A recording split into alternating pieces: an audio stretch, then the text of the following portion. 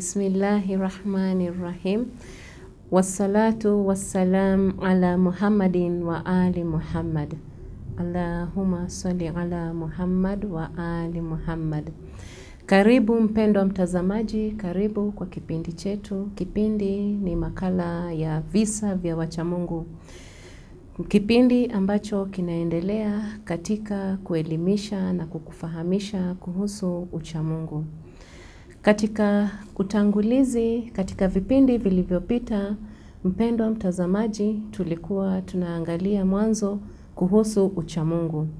Tukirejelea nyuma kidogo, tunakumbuka kuhusu yale ambao tulieleza kuhusu uchamungu. Tukaeleza kuwa uchamungu ni daraja ya juu zaidi ya kumfikia Allah subhanahu wa ta'ala. Uchamungu, tukirejelea, ni nguvu maalum ambazo binadamu anakuwa nazo akiwa katika hali ya kujiepusha na maasia. Ni nguvu maalum ambazo anapata wakati anajiepusha na maasia na maovu, na kujilinda na kujikinga na kujiweka mbali na vishawishi ambavyo huja katika mafikirio yake, katika matendo yake. Akaweza kujiweka mbali na kujilinda na kujiweka mahali salama na maovu. Katika vipindi vilivyopita pia, kipindi cha pili, tuliangalia kwamba mja anapojilinda ama binadamu anapojilinda na maovu, haya yanachangia kumfikisha katika daraja za juu na katika daraja ambazo ni za juu zaidi katika uchamungu. Tuliangazia tukaona kwamba katika vyombo ambavyo vinamwezesha mja kufikia uchamungu ni mambo mawili. Jambo la kwanza ni fikra na jambo la pili ni matendo. Katika fikra za mwanadamu kuna vishawishi huja ambavyo vinaweza kumwelekeza katika maovu au vinaweza kumwelekeza katika mambo ambayo ni ya khair. Katika fikra inahitajika kwamba katika uchamungu mwanadamu ataweza kumiliki nafsi yake, ataweza kumiliki fikra zake. Vishawishi vinapokuja anaweza akachagua yale ambayo ni ya khair na kujiepusha na kujilinda na kujiweka mbali na yale ambayo kwamba ni maovu. Katika matendo ya binadamu, matendo mwanzo yanaanza na nia. Nia itakapokuwa imekamilika, basi mwanadamu ataweza kuwa na matendo mazuri. Matendo yake yatakuwa yameweza kuwa ni katika mambo ya khair. Mifano ambayo tulizungumzia katika vipindi vilivyopita, mifano ya uchamungu, yamenukuliwa katika aya na hadithi. Katika hizo aya na hadithi, mfano wa uchamungu ni kama chombo cha kupandia. Mja ama binadamu anapopanda chombo chochote ili kimsafirishe, chombo hicho kinamfikisha kutoka mahala pamoja mpaka mahala ambapo anataka kufikia. Na basi hali ya uchamungu ndio hivyo. Hali ya uchamungu ni kama chombo ambacho chombo hicho kinakufikisha kutoka mahali pa kuanzia na kukufikisha katika mwisho na ukamilifu wa kiroho na katika hali ya usalama na imani. Katika mfano mwingine, uchamungu ni kama nguo ambayo kwamba katika hadith na aya imenukuliwa kwamba uchamungu ni kama nguo iliyo bora zaidi. Kuwa na uchamungu ni kama vazi. Ukawa umelivaa, ukalivaa hilo vazi, na katika kulivaa hilo vazi likawa ni maridadi na bora zaidi, likawa linapendeza na ni la kuvutia. Basi uchamungu katika hali ya kufikishia mwanadamu kuwa katika usalama, kuwa katika ukamilifu wa kiroho ni nguo ambalo ni maridadi na bora zaidi, ambalo linapendeza na kuvutia zaidi. Na katika mfano wa mwisho, uchamungu ni kama ngome, na Imam Ali radhiallahu anhu, rehma na amani zimfikie, alinukuu katika hadithi na kueleza kwamba uchamungu ni kama ngome ambayo kwayo kuwa nayo ni madhubuti na ni ya kupendeza zaidi. Basi uchamungu amesema kwamba, Imam Ali alayhi salam amesema kwamba uchamungu ni kama ngome ambayo ukijitwika kwayo, ngome hii ni madhubuti na inapendeza zaidi. Huwezi kuteleza ama kuyumbayumba ukiwa umejishikilia kwenye ngome ya uchamungu. Basi tujitahidini, mpendwa mtazamaji, katika kufikia mifano na daraja za juu zaidi za uchamungu. Katika mambo ambayo tuliyaeleza katika vipindi vilivyopita, mpendwa mtazamaji, tulieleza kuwa daraja za uchamungu ni 3. Na daraja ya kwanza tulieleza kuwa ni katika kuepusha nafsi na adhabu ya milele.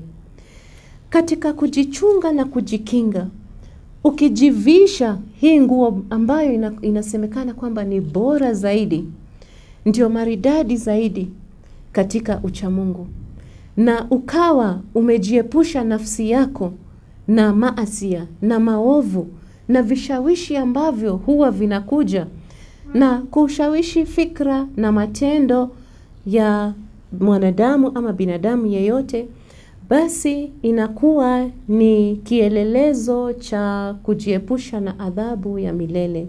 Na adhabu hii ni katika adhabu ambayo ni ya siku ya Kiyama. Inaanzia katika siku ya Kiyama, siku ambayo ni siku nzito zaidi, siku ambayo Qur'ani tukufu imeeleza vizuri kuhusu kwa ndani, na imeeleza vizuri kuhusu adhabu ambayo itamtokea mwanadamu siku hiyo, siku ambayo itakuwa nzito sana. Uchamungu unasaidia pia katika kupata imani sahihi. Katika daraja nyingine, uchamungu pia ni katika kujiepusha na maasia. Sio maasia tu ya wajib, lakini pia maasia pia ya makatazo.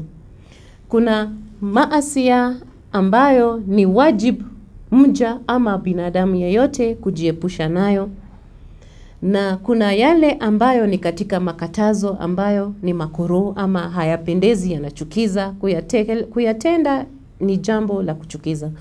Basi ni wajib katika kufikia daraja za uchamungu kuweza kujiepusha na aina zote za maasia.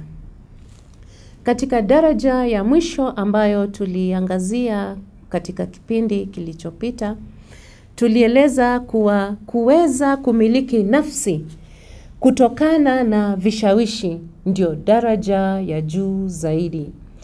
Basi mpendwa mtazamaji, hayo yalikuwa ni katika utangulizi na katika kueleza mambo ambayo tulikuwa tumeyapitia, baadhi ya mambo ambayo tulikuwa tumeyanukuu, na katika kutamatisha kidogo katika utangulizi huu, kuna yale ambayo tulieleza kuwa ni matawi ya uchamungu.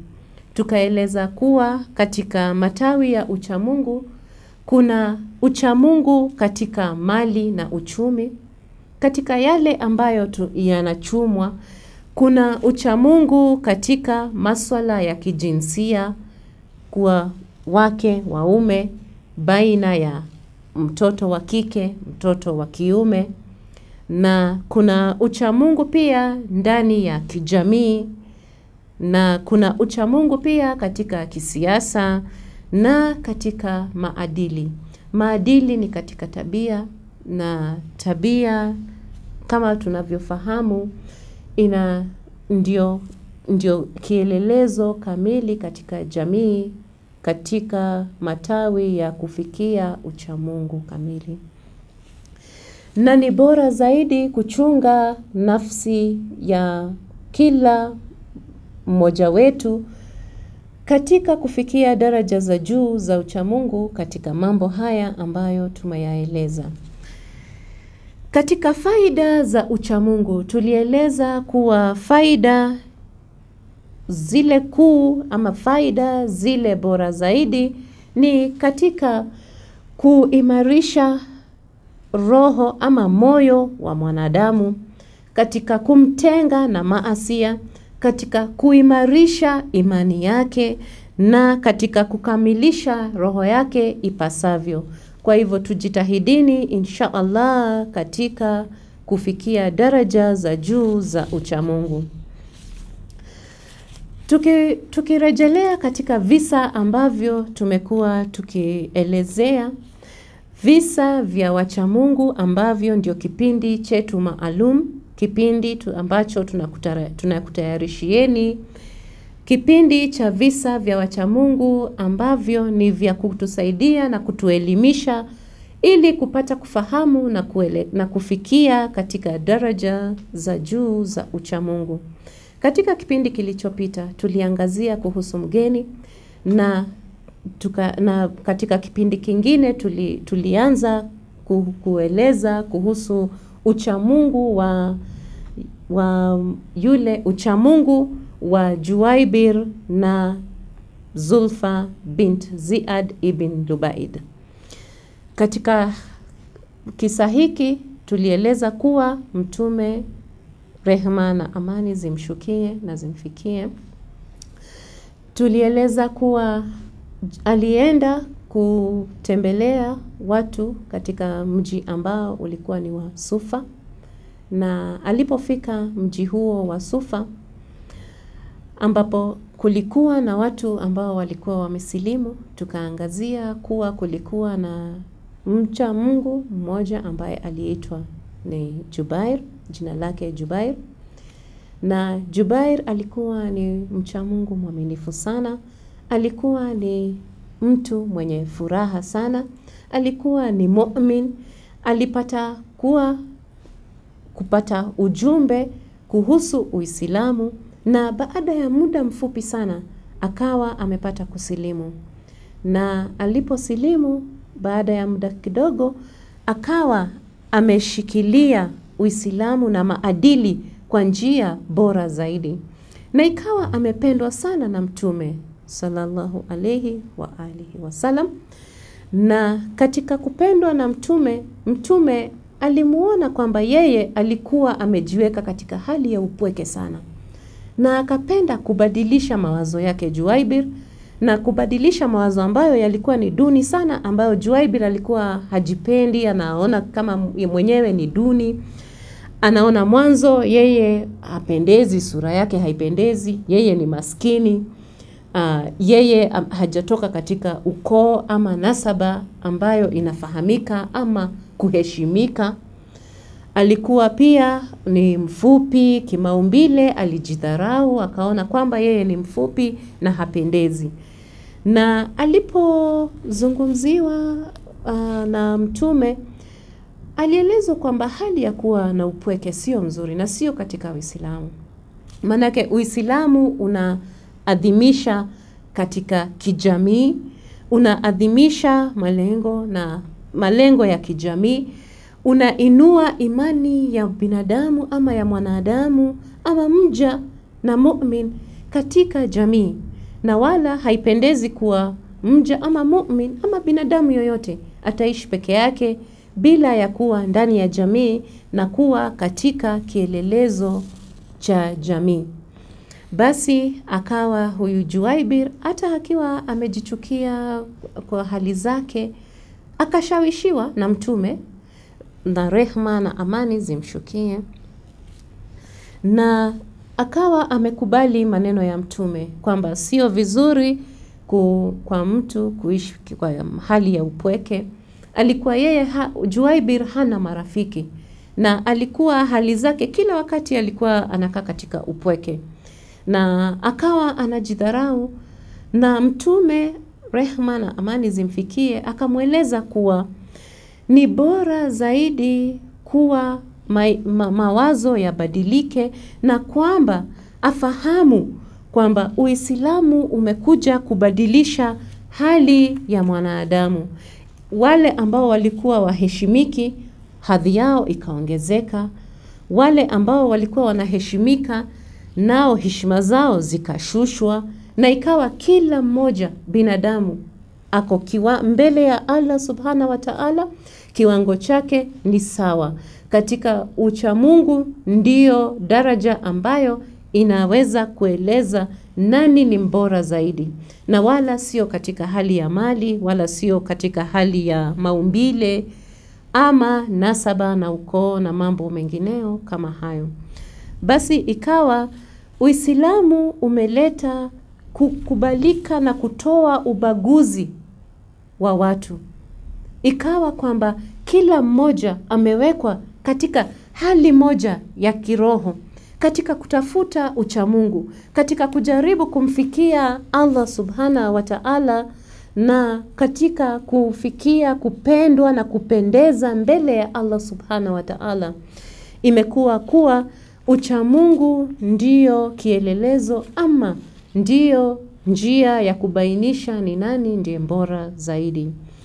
Basi tuliangalia tukaona kwamba na tukapata kufahamu na kuelimika kwamba Juaibir alikuwa ni mwaminifu, alikuwa ni mcha Mungu aliyependeza sana mbele ya Allah subhana wa ta'ala, alipendwa sana na Mtume sallallahu alayhi wa alihi wasallam, na ikawa kwamba mafikirio yake na mawazo yake, ikawa kwamba mafikirio yake na mawazo yake yakabadilishwa, na yalipobadilishwa yalikuwa katika hali duni, yakawa yamepata kizingiti kizuri, na akapata kufahamu kwamba asijichukie wala asijilaumu kwamba umbile lake sio nzuri, kwamba ni mfupi, kwamba ni maskini, kwamba hana ukoo, hana nasaba yoyote, wala haheshimiki, hatoki katika familia ambayo imeheshimika. Na ikawa katika hali hiyo tuliangalia tukaona kwamba alielezwa kwamba aende akampose binti Zalfa binti ya Ziad ibn Lubaid. Na alipoenda kumposa, alienda akapata kwamba yule tajiri Ziad ibn Lubaid alikuwa ameketi barazani, na katika baraza hilo kulikuwa na watu wengi sana. Na alipoenda kumzungumzia, mwanzo Juaibir alipata kuona haya, na akawa anashindwa ni kwa njia gani mimi nitaanza kuelezea kuhusu yaliyonileta na ujumbe niliopewa na Mtume rehema na amani zimfikie, ili kufikisha ujumbe huu kwamba mimi nimeelezwa nije nimpose binti yake huyu tajiri Ziad ibn Lubaid. Na tuliangalia tukatazama tukaona kwamba katika haya yake na kushindwa kuweza kujieleza, alikuwa katika ile hali ya kuinama na kutafakari kwa muda, lakini alipata nguvu rai na akaweza kumweleza tajiri Ziad ibn Lubaid kuhusu ujumbe aliopewa na Mtume rehma na amani zimfikie, na akapata kumweleza Ziad hadharani kama vile mtajiri Ziad alivyomshawishi na kumwelekeza na kumwamrisha kwamba apeane ujumbe huo dhahiri bila kutoa kama ni siri. Na alipotoa dhahiri alieleza kwamba amekuja kumposa binti yake, na ikawa kwamba huyu mtajiri Ziad ibn Lubaid hakumwamini, na mara alipatikana kama ataingia na hasira, akawa anaona ni kama huyu Juaibir amekuja kwa malengo yake kibinafsi, na akawa haamini kwamba ujumbe huu unaweza kutoka kwa Mtume rehema na amani zimfikie. Na ikawa kwamba Ziad ni kama anamfukuza Juwaybir na kumwambia, nenda, rudi, mimi nitarudi niende mwenyewe mpaka kwa mtume, rehema na amani zimfikie, na mimi mwenyewe nitaenda nihakikishe kwamba ujumbe huu ambao umeleta ni wa ukweli ama sio wa ukweli. Na ikawa katika hali hiyo tukaona kwamba Juwaybir aliingia manunguniko, akawa ameingia huzuni sana, na katika manunguniko yake alinungunika na kusema, wallahi chochote ambacho Qur'ani imeeleza, chochote yale mambo yote ambayo mtume, rehema na amani zimfikie, amenieleza, yanaonekana hayaambatani sawa na yale ambayo Ziad ibn Lubaid huyu tajiri anasema. Na ikawa roho yake inatofautiana, kwa kuwa yeye alikuwa ameleta ujumbe lakini akawa hajaaminika. Katika manunguniko yake alipata kusikika manunguniko yake na baadhi ya wale ambao walikuwa barazani. Hata binti yake huyu tajiri Ziad ibn Lubaid, ambaye kwamba alikuwa anaitwa Zalfa, malkia mrembo sana ambaye alikuwa ameheshimika katika mji huo, tulisema ni mji wa Madina, ambako ndiko Ziad ibn Lubaid alikuwa ni tajiri na mfalme anayemiliki katika sehemu hiyo. Zalfa naye pia, huyu binti ya Ziad ibn Lubaid, alipata kusikia malalamiko na manunguniko ya huyu mcha Mungu Juwaybir, na baada ya kuyasikia manunguniko akawa anatafakari na kushangaa, mbona huyu mtu ameleta ujumbe, ingawaji yeye alikuwa hajausikia huo ujumbe, lakini mbona ananungunika na kunungunika kuwa maneno ya Qur'ani tukufu na maneno ya mtume, rehema na amani zimfikie, mbona hayaambatani sawa na yale ambayo anasema baba yangu ambaye kwamba ni Ziad ibn Lubaid. Sasa haya ni matamshi ya Zalfa, malkia mrembo. Akawa ananungunika na anasikiliza manunguniko, akawa anasikiza manunguniko ya Juwaybir, na akawa anatafakari na kushanga, mbona huyu mtu amenungunika? Akaamua aende moja kwa moja mpaka kwa baba yake. Na alipoenda kwa baba yake, basi akamkaribia, akamuuliza, baba yangu, mfalme unayeheshimika, mbona huyu mtu amekuja aliyekuwa analeta ujumbe kutoka kwa mtume, rehema na amani zimfikie? Imekuwaje tena wakati huu ananungunika kwamba yale ambayo Qur'ani tukufu inaangazia na maneno ya mtume, rehema na amani zimfikie, na maneno yako hayaambatani sawa? Basi ndio baba yake Zalfa binti Ziad ibn Lubaid akawa anamweleza kuwa huyu mtu alikuja kueleza kuwa mtume, rehema na amani zimfikie, alikuwa amemtuma moja kwa moja aje ili akupose wewe. Yeye ni mtu maskini, yeye ni mtu ambaye umbile lake halipendezi, yeye ni mtu ambaye hana heshima ya ukoo wake hana nasaba, haeleweki ametoka wapi, anaishi wapi, haeleweki, hana hata cheo yoyote. Itakuwaje leo hii sisi sasa? Haya ni maneno ya baba yake Zalfa binti Ziad ibn Lubaid. Ikawa babake anamuuliza, itakuwaje hivi leo kwamba mtu ambaye hana ukoo, haheshimiki, hajulikani, hatambuliki, atakuja kukuposa wewe? Haiwezekani. Haya lazima sio maneno ya mtume, rehema na amani zimfikie, na mimi mwenyewe nitaenda kuhakikisha mambo haya.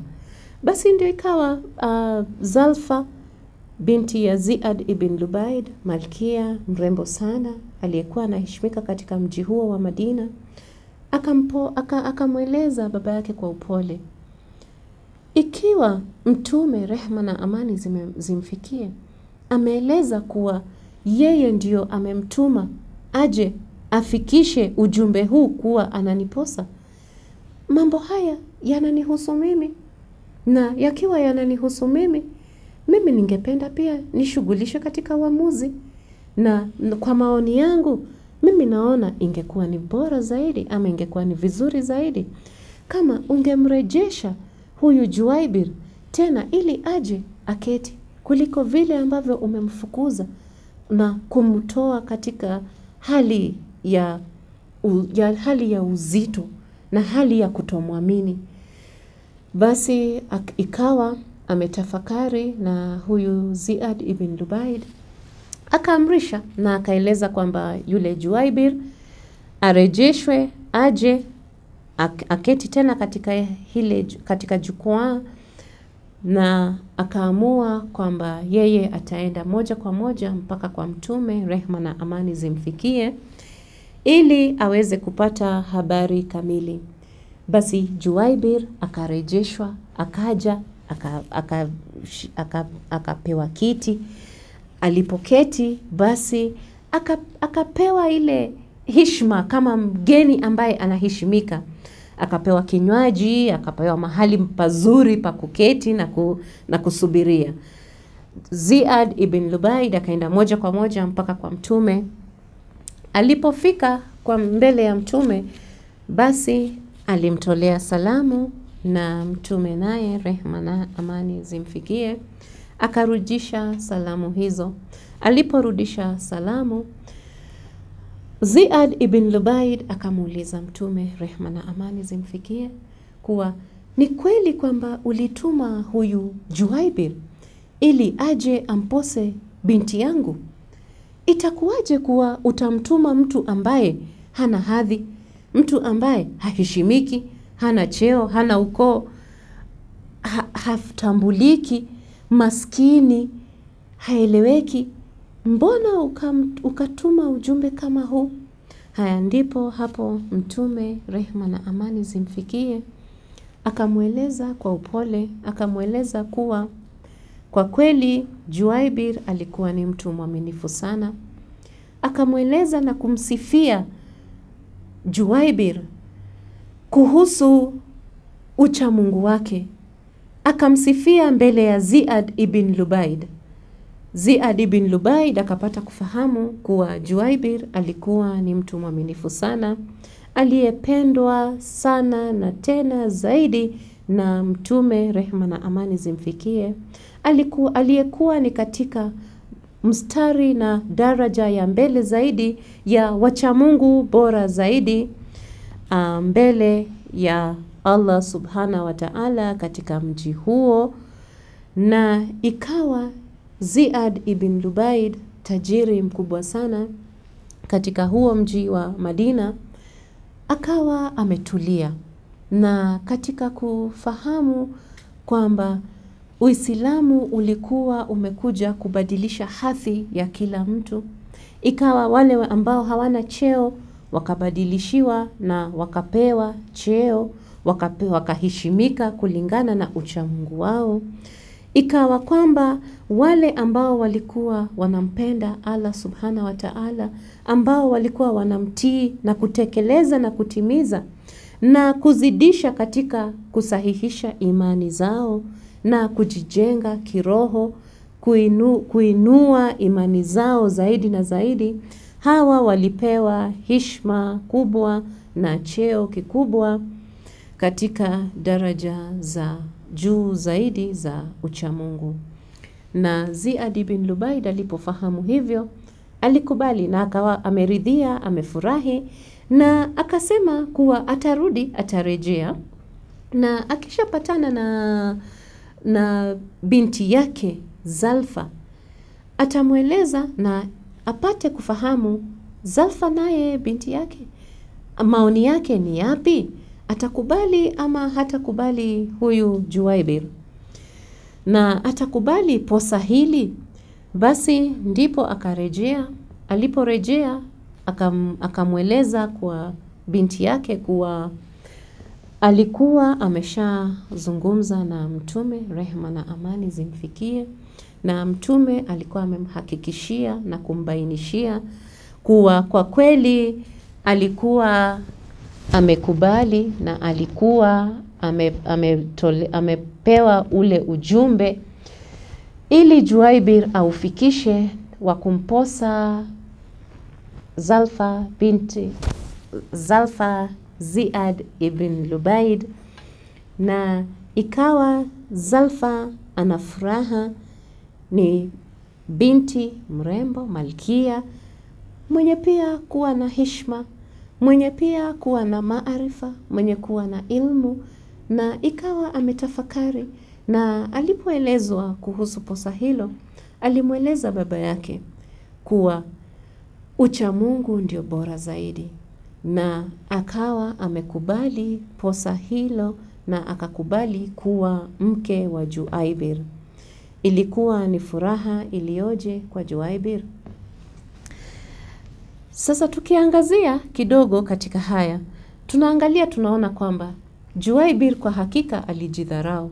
Alikuwa anaona kwamba ako duni, aliona kwamba hapendezi, lakini Uislamu ukaja kubadilisha mawazo, ukaja kuinua hadhi, kuinua cheo, kuinua heshima ya ambaye kwamba alikuwa amefinyika, ambaye kwamba alikuwa haheshimiki, ambaye kwamba alikuwa kiwango fulani alikuwa haeleweki ama hapewi cheo yoyote katika jamii. Na tunaangazia, tunaona katika daraja ya uchamungu, ni vizuri kufahamu kuwa Uislamu unainua yule ambaye amefinyika, aliye na cheo. Basi zaidi na bora zaidi ni katika kutafuta ubora wa uchamungu, ubora wa kiroho.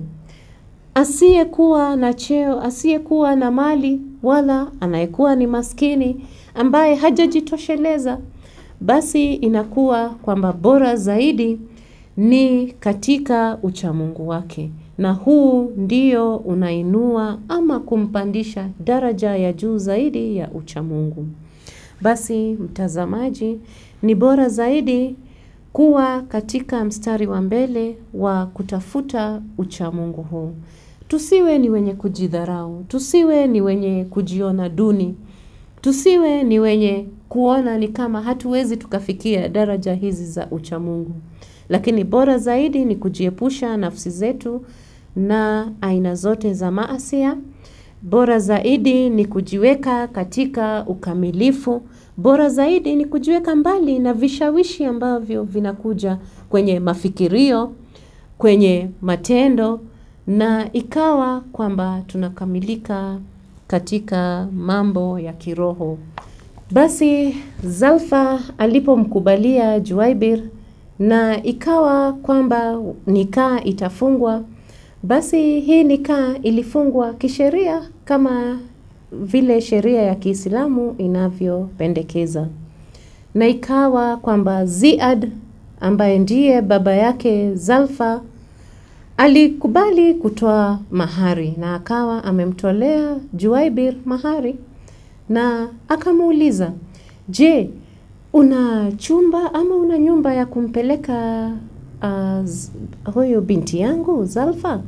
Naye Juwaybir akajibu akamweleza kwamba mimi sina lolote.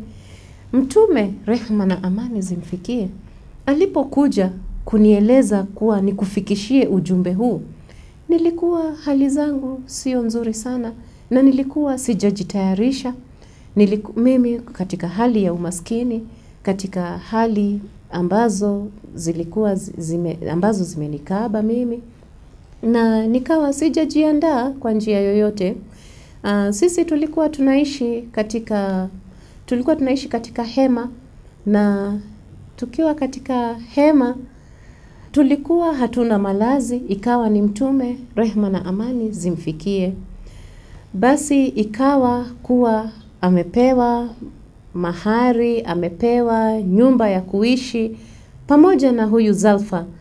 Na ilipofika siku ya kuenda katika chumba kukua pamoja na Zalfa, ilipofika wakati huo alikuwa hajui aelekee wapi, na ikawa ni lazima aelekezwe. Akawa hajui ni upande gani, ataenda pande gani, nyumba hii iko pande gani, manake ilikuwa imetolewa na Ziad ibn Lubaid. Na mpendwa mtazamaji, naomba tufikie hapo kikomo. Kwa muktasari kidogo tuangazie kwamba kuhusu huyu binti ya Ziad ibn Lubaid ambaye anaitwa Zalfa, alikuwa ni malkia mrembo, malkia aliyeheshimika sana. Tunaona kwamba yeye alikuwa ni zaidi ya kuwa mrembo na zaidi ya kuwa anaheshimika sana, alikuwa pia akona hikma na akona maarifa. Kuwa alijua na akafahamu kuwa mali ama urembo wa mtu ama hali ya mtu sio ambayo kielelezo cha kuishi ama kuanza jamii, na sio ambayo huwa ya kuangaziwa wakati ambapo kunaposwa, lakini ni uchamungu ndio bora zaidi kuangazia.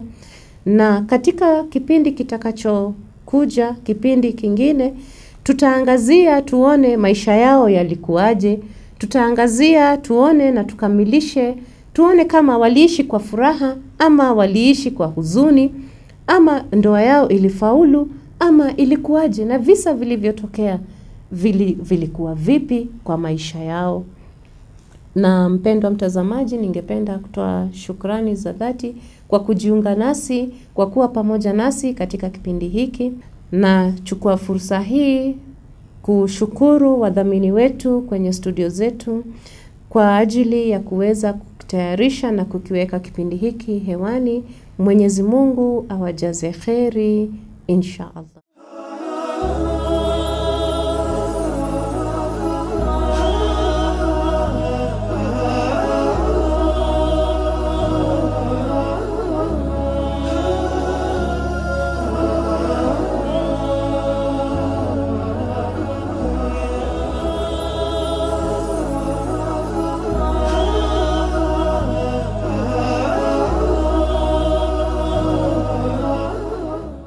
ha ha